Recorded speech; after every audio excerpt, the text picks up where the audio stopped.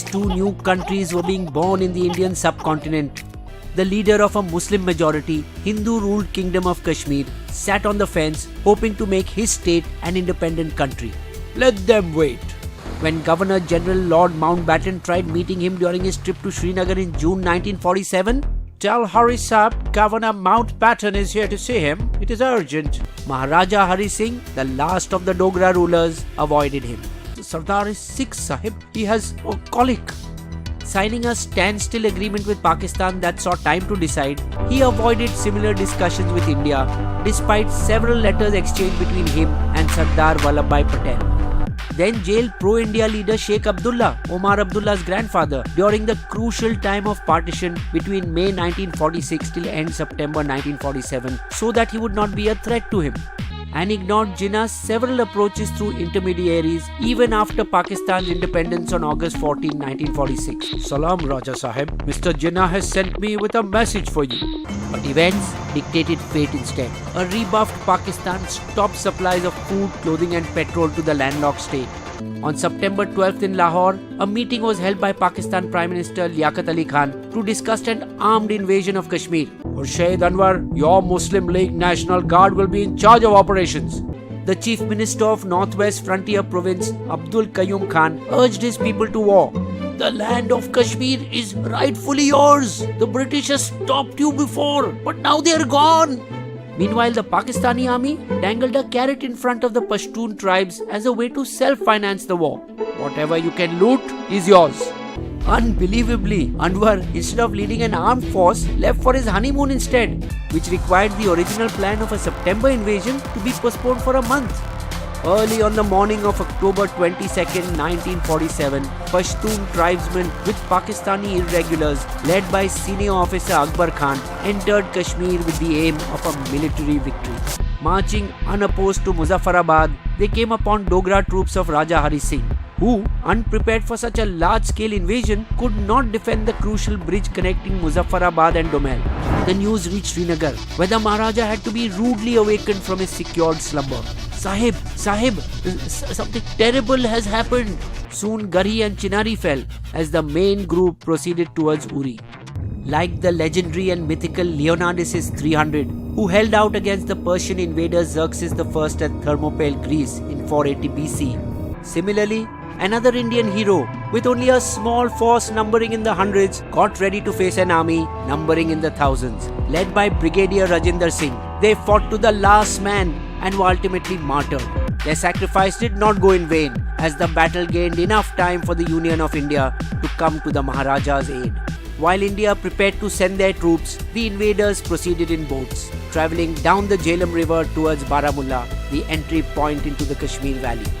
Jinnah was hopeful of a quick victory, assuming the Maharaja would capitulate easily. "I will celebrate the October 26th Eid in Srinagar." But the Maharaja still had a phone-a-friend option. Dejected and demoralized, his dream of independence in tatters, he made his Hobson's choice. "India, help me!" The next day, India flew out its special envoy VP Menon to personally meet the Maharaja in Srinagar. "I have come to ensure you and your family get out safely." The king hurriedly left the valley by road to the safety of Jammu that very day, even as rumors swirled about that his convoy would be ambushed, leaving his palace unguarded and with no one left to defend the capital. But Menon also carried a message from India that day. "We have got you out, but if you want India's help in warding off the invasion, you must join the Union of India." According to Menon's memoirs, Integration of the Indian States, the king had by then already decided. "My subjects and their properties would be safer with India." The king had even decided something else the previous night after he had sent the letter of help to India. "You are my trusted servant. If India does not send any troops in 2 days, you must shoot me in my sleep. I must never be captured alive." Even before the Maharaja had agreed to join India, the Defence Committee of India was unanimous in their opinion. "Pakistan must be foiled immediately." At the crack of dawn on October 27, 1947, the 1st Battalion of Sikh Regiment, led by Lieutenant Colonel Diwan Ranjit Pai, was flown into Srinagar from where he rushed to Baramulla. In the fierce fight that followed, he lost his life, but they had succeeded in halting their advance. Governor General Mountbatten frowned upon India sending troops into a neutral state, as he felt that it would lead to another round of bloodletting. It is the height of folly. It was only when the Raja signed the Treaty of Accession to India that Mountbatten was pacified, though he insisted on a rider. Troops may be stationed there on a temporary basis until a referendum is held. So ended the Dogra dynasty of Kashmir, which the founder Gulab Singh had bought from the British for a princely sum of 75 lakhs, about $100,000. After the great Sikh ruler Maharaja Ranjit Singh died, the British took over his empire during the years of 1848-49 as Gulab Singh stood aside, unable or unwilling to fight them. But the British still had a problem. From the far reaches of Afghanistan till the Sultanate in Delhi stretched a Muslim corridor. Wanting to impede this corridor, they installed a pliant Hindu ruler over its Muslim population, thus rewarding Gulab Singh for his inaction. Meanwhile, Menon returned to Delhi the next day with the instrument of accession, which was accepted by the Cabinet Defence Committee, who declared, "Kashmir accedes to India. A referendum will be held in the state when the law and order situation allows it." Former Kashmir Prime Minister N. Gopalaswamy Iyengar was appointed to look after Kashmir affairs and was one of the chief architects of Article 370. To secure Kashmir's accession, Nehru appointed the Maharaja's sworn enemy Sheikh Abdullah as emergency administrator of the state.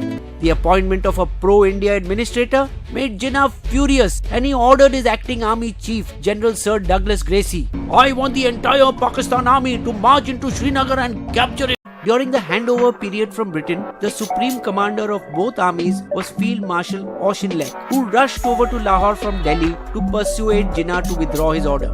"We are sorry, Mr. Jinnah, but we cannot allow that to happen." With his Srinagar dream over, Jinnah changed tack. In a meeting in Lahore between Lord Mountbatten and the two Governor-Generals of the countries, India for the first time made their offer to Pakistan. "We are ready to hold a plebiscite immediately.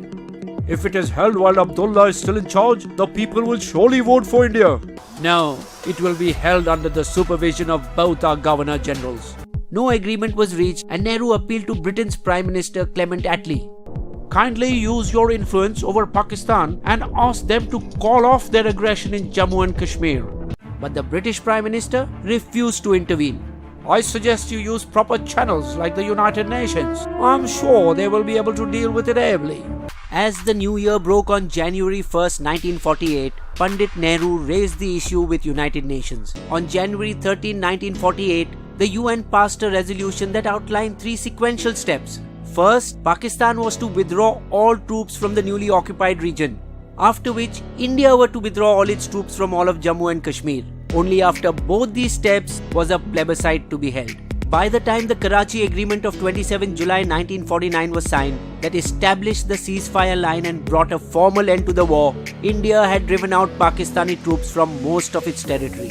In the first assembly elections held in Jammu and Kashmir in 1951, Sheikh Abdullah's National Conference suspiciously won each and every seat and, as guaranteed by the instrument of accession, became its Prime Minister. In complete control, soon power went to Sheikh Abdullah's head and he started to believe, "I could make Kashmir an independent country." His resolve increased when Adlai Stevenson, who had run for United States President the previous year, visited Kashmir in 1953. "If you were to become independent, the United States would support it." When this news reached Nehru, Karan Singh, the son of Maharaja Hari Singh, now an active congressman, "I, the current Sardar-e-Riyasat of Jammu and Kashmir, under the powers vested in me, hereby dismiss Sheikh Abdullah from his position of Prime Minister."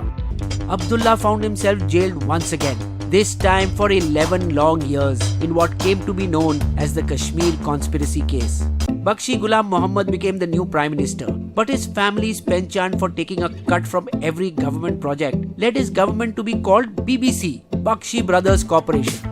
As India went about its business of nation building, Kashmir slowly warmed to India's democratic process. But it was the 1987 state elections, rigged by Rajiv Gandhi, that decisively turned the tide towards militancy, where candidates on the ballot box like Syed Salahuddin were turned into militants by being jailed and denied their electoral victories. India had at least two golden opportunities to remove Article 370. The first time in 1972 after the surrender of Pakistan's army in Dhaka during the creation of Bangladesh.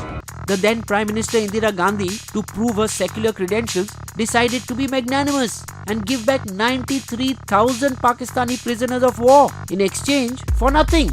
In fact, Indira is reported to have reached an understanding with Sheikh Abdullah.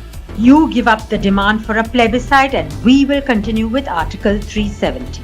Then again in 1990, when VP Singh was Prime Minister and Kashmiri Pandits were being driven out from their homes in the valley, changing the status quo explicitly against what 370 stood for. Geographically, under the concept of partition along religious lines, Kashmir should have gone to Muslim Pakistan, but for its Hindu ruler. The takeover of Kashmir was started by Nehru, but finished by Modi's BJP. Biz Bo's Limerick.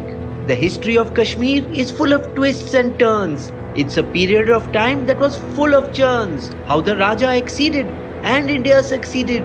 But it's still not the peace for which every